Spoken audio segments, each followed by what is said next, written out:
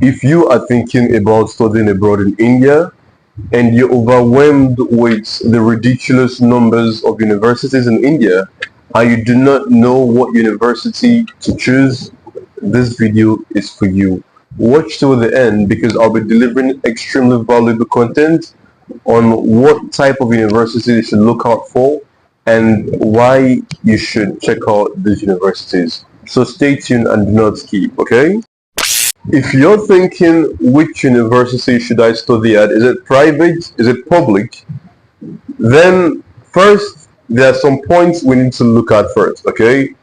What exactly is your goals? What are you looking at? Are you looking at building a very large community of friends from diverse countries and from diverse cultures, from various nationalities? Or are you looking at serious study? Are you looking at taking your education very seriously on another level, being able to make research publications that would make it to the best magazines or the best publications in the world? Which exactly is your focus? If you're looking at meeting a lot of international students, if you're looking at having a lot of friends from a lot of countries, then I would recommend you study at private university. On the other hand, if you're looking at taking your education to another level and going in-depth study of whatever program you intend to study, of making it literally to the top 0.01% in your career, then I recommend a public university.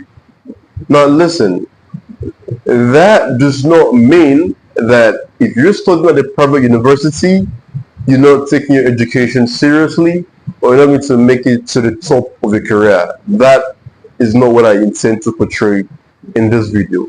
What I'm saying is private university are a little not as strict as public universities. Okay? Public universities like the IITs are not easy to enter. In fact, they're very difficult to enter. There are exams people write. The Indians write these exams just to get into these universities. In fact, they prepare for months to write these exams to get into these high placed universities. Okay, so you can understand how rigorous the education would be at these universities. On the other hand, a lot of private universities in India, not a lot, but quite a few private universities in India have a huge network of international students. So you can be in a university in India and you can meet people from Mozambique, Namibia, Nigeria, Zimbabwe, Myanmar, all these other countries. A lot of countries, but time will not allow me to list all these countries in this video. But I hope you get the point. What I'm saying is, if you try to build your community, your network, I'd recommend you choose a private university. Another thing to consider is the language barrier. Now listen, in India, Hindi is the official language, okay? If you go to Google and go to Wikipedia and you check, what is the official language of India? They'll tell you English and Hindi. But Hindi is widely spoken compared to English, okay?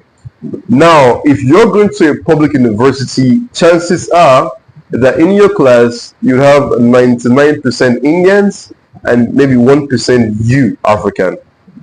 And it is sometimes common to see the lecturers teaching in Hindi because this is what the students are familiar with and this is what they can easily understand. Now, as an international student, you do not know any Hindi. How are you going to survive? How would you be able to understand what is being said in the class? Now, that is why I would recommend you choose a private university. In private university, it is very rare to see the teacher teaching a class of Indians an international student in Hindi. It's almost impossible, okay? And even if the teacher mistakenly slips and starts teaching in Hindi, you can always call the teacher's attention or tell your HOD. Okay, but this is quite different in the public universities.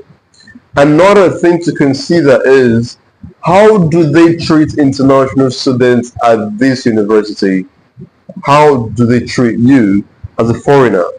You see, if they've not had that much experience with international students, it is usually common to find that they would not have an international office or they have nobody assigned to international students. So you can imagine how difficult it is for you to live in such a university area. You cannot get an accommodation, you cannot easily get a SIM card because these things are new to them. Okay? So this is why I'd recommend a private university because they would hold you by your hand throughout the process with your FRRO, with airport pickup, opening a bank account, helping get a SIM card. Private universities are willing to do all of this because in most cases they have an assigned office called the international office just for international students. So you have people that all they do from morning through evening is just answering international students, responding to their needs. So you can see that more attention is devoted to international students. They are being treated like they have parents here in India. Another thing to consider if you are considering studying in public or private, you need to understand that the Indians, especially the Indian youth, they are extremely young, and in most cases these guys are kids. They get into college at 19, 18, sometimes 20, you know, and these guys are very immature. Usually the parents are really concerned about how, they are in the university. And you see that private universities have restrictions, a lot of restrictions. They restrict your freedom and other things as well. And it's not because they are intending to make your life difficult. They're doing this because of the Indian students. They're doing this because they understand that these people are still young. They do not really know how to handle freedom. So that's why it's usually like that. Now, if you're looking at keeping your freedom, then I'd recommend you choose a public university because in most cases, it's free, a lot of freedom, and very little restriction. Other things you should consider is public schools are very cheap and very affordable. In most cases, they are below $1,000, below 1 lakh to study at. Private, on the other hand, are usually considerably higher compared to public schools. Okay? In public schools also, there's a large number of Indian students. There's a large number of students. Remember that these schools are very, very cheap.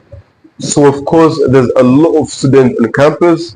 In a class, you might be up to 50, 60, 70, as the case may be. And if you do not like that, then just go with the private university. The public schools as well are usually highly competitive. The exams are not easy.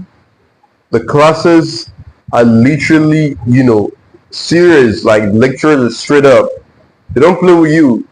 If you don't do what you need to do, there are consequences. The assignment, the tests, if you don't meet the minimum cutoffs, there are huge consequences in that. I do not want this video to be ridiculously long, okay?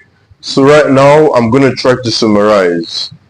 Now listen, if you are interested in studying abroad in India, I'm going to list out a few things that you should take note of. So before you select a university, you should research on these few things to make sure that you would not regret going to that university. Number one is, are there international students already at that university? If there are no international students there, are you ready to be the pioneer? Are you ready to be the first? Are you ready to be the only international student there? And I've already explained to you guys what you're going to face. I will not repeat that again. But if you're ready with that, if you're cool with that, it's okay. You can proceed with the admission